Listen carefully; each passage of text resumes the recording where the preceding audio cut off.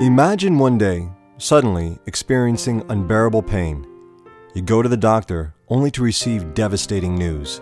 I was shocked to hear that Steve had inoperable cancer. We just sat on the bed and held each other and just cried. You look to your doctors to explain what's killing you, only to learn that they don't know. We essentially explained to him that you're going to die, and all we can do for you at this point is to make you comfortable. And you realize your life is quickly slipping away. I had a family reunion at my brother's house. We all got together for a dinner, and I was thinking at the dinner, man, this might be the last time I see everybody.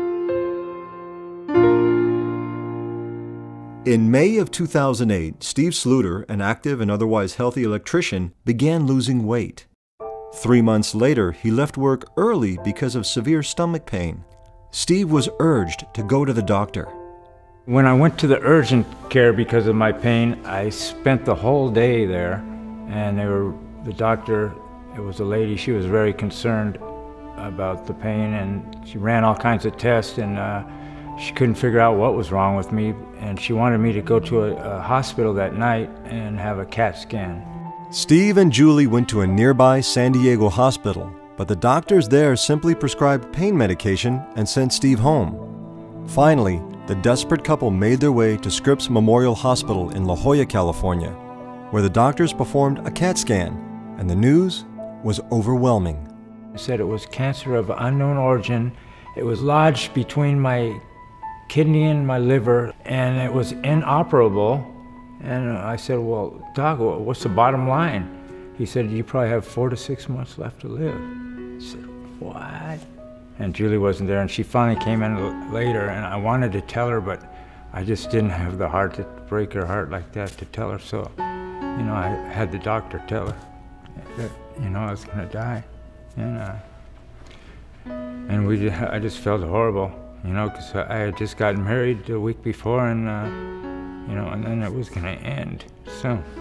So I just felt horrible. I couldn't believe that in this day and age they couldn't identify the cancer. With all the medical technology, it just seemed impossible to believe that they couldn't do anything for Steve. I was frustrated. After a battery of tests, doctors had no answers. Steve's case was diagnosed as a cancer of unknown primary origin.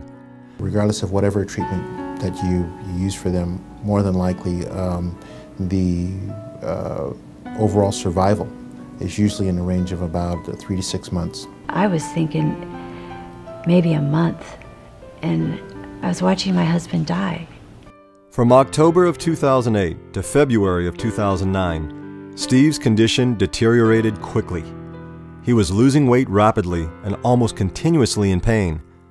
Finally, at the urging and advice of relatives, the couple asked for additional help. It was then that Steve's physician referred them to Dr. Abadoy. When I saw him, he probably weighed at most maybe 100 pounds. I didn't think much could be done for him simply because of the fact that he was so sick. He'd been referred more so as a good candidate for hospice rather than for treatment. And meeting him, meeting his wife, who during their first meeting, she was essentially in tears. And I looked around Steve and I said to Dr. Abadoy, well, I mouthed it to him, is there hope? And he just kind of, you know, shrugged his shoulders. Basically, from that moment, they were sending us home to have Steve die. Dr. Abadoy then conferred with Dr. Matthews, a Scripps pathologist, who looked at Steve's biopsy and began another series of diagnostic tests. I decided to turn to a molecular test that hopefully would be more specific and give me a final diagnosis.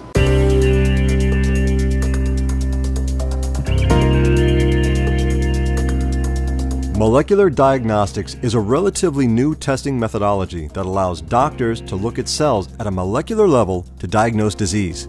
The technology is based on advances from the Human Genome Project and genomic profiling. Here at the San Diego-based Biotheranostics, scientists who specialize in this field saw a real need for a molecular-based test that would make it easier and faster to determine the origin of cancers otherwise classified as uncertain or unknown. In these days of personalized medicine with targeted therapeutic regimens depending on the cancer type, being able to further delineate the type of tumor the patient has a big impact. And as a pathologist, it's actually very exciting that we have this ability to do so. And we were all, it finished a heavy day, we were all getting ready to go home, and then I get a call from Dr. Matthews. And he's literally he's literally screaming over the phone that he has the results in from the cancer type ID test, and that it looks like it might be of germ cell origin. What really is important to mention about that is that germ cell origin is 90 to 95% curable.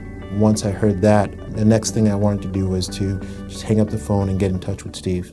One afternoon I got a call from Dr. Abadoy, and he said that he was really excited and really happy, and he said that they thought that they had found the type of cancer it was, and that it was 90% curable, and they wanted us to get Steve into his office as soon as possible. I was so happy that day. Steve started treatment right away and immediately began his road to recovery. As Steve got better and better, he felt there was one more thing he needed to do. Steve came and visited us, and the clinical laboratory scientists who had actually run his sample, he hugged them, and they actually had tears in their eyes. Thanks again. I don't know how I can thank you, but thank you. I'm speechless right now because I know that this test that we're running, he was able to get the proper treatment. Thank you. Thank you very much. Thank you for saving my life. You know, you come to work every day and you put in your time and you work hard as scientists, and a lot of times when you get in your car at the end of the day, you're not sure, you hope you got something accomplished. Well, that day we found out that we had accomplished something. In this age of personalized medicine, as more treatments are tailored specifically to disease types, the need for molecular diagnostic tests, such as the cancer type ID test, is increasing dramatically. In situations like this, like Steve's, where that one piece of information is what made the entire difference, I certainly would recommend this test. If it wasn't for the test, I wouldn't be here right now. There's hope out there for somebody that has cancer of unknown origin. There's real hope.